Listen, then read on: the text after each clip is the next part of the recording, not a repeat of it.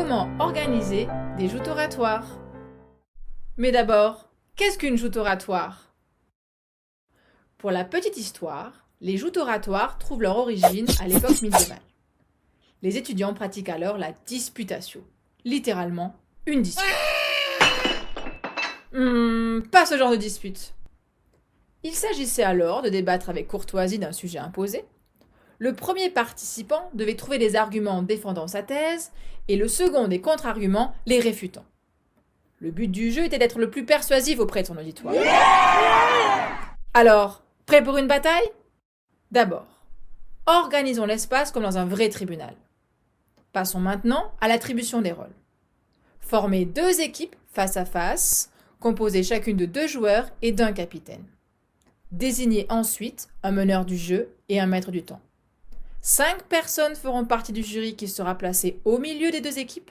Et enfin, placez en face le public, autrement nommé les jurés. Ensuite, tous ensemble, choisissez un sujet.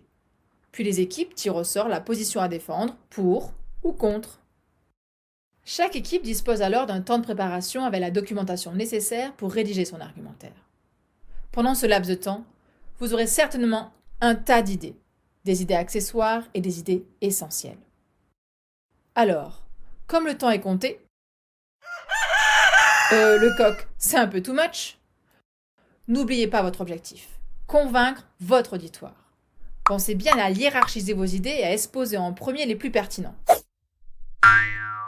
Pour cela, identifiez l'idée principale qu'il devra retenir.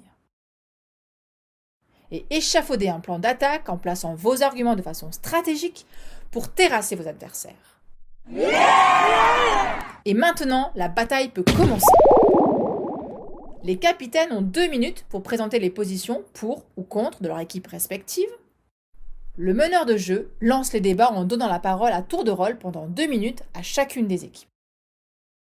À chaque prise de parole, les joueurs doivent brièvement reformuler les idées de leurs adversaires, réfuter leurs arguments, tout en introduisant de nouvelles idées. Ensuite, les 2 capitaines clôturent le débat en faisant la synthèse des positions défendues.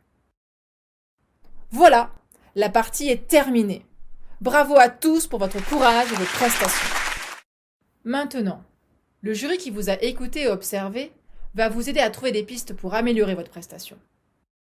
À la fin, le public va désigner l'équipe la plus convaincante qui remportera la joute. Et grâce à leurs observations, il vous donnera de précieuses clés pour progresser. N'oubliez pas, s'entraîner, s'auto-évaluer et évaluer les autres en interchangeant les rôles vous aidera à coup sûr à devenir un pro de la joute oratoire et ainsi à réussir votre grand oral. Alors, à vous de jouer!